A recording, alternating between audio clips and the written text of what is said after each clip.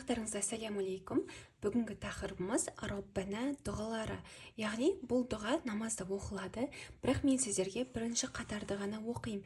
Себебі екінші қатардағы дұғалар намаздың ішінде қайталанбайды.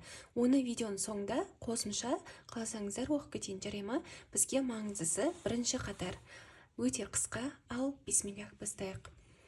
ربنا آتنا في الدنيا حسنة وفي الآخرة حسنة وقنا عذاب النار. Бұл жерде қараңыздар, бөліп түсіндірейін. Роббана деп 4 алиф мөлшерінде созамыз. Мына белгі 4 алифке соз деп тұр, білесіздер. Роббана атина, міне созуды ұмытпаймыз. 1,5 алиф атина. Фид-дуния, на жер созылады. Фид-дуния хасанатау, неғып уауға еттік. Өткені тәнуинен кейін уау тұрғандықтан екі еселенген у оқылады. Хасанатау уа фил ахирати хасанатау, на жерде де уау кеп тұр. Хасанатау уақина ғазабаннар. Осымен аяқталды Раббана дұғасы.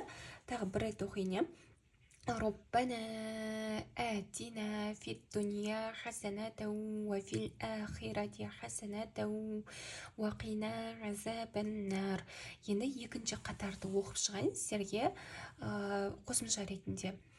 ربنا اغفر لي ولوالدي وللمؤمنين يوم يقوم الحساب.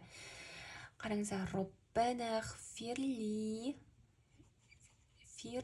ربنا اغفر لي созамыз. Уәли дәйя. Мынау я әрпі ғой, көрдіңіздер ғой. Уәли қайдан? Уәли дәйя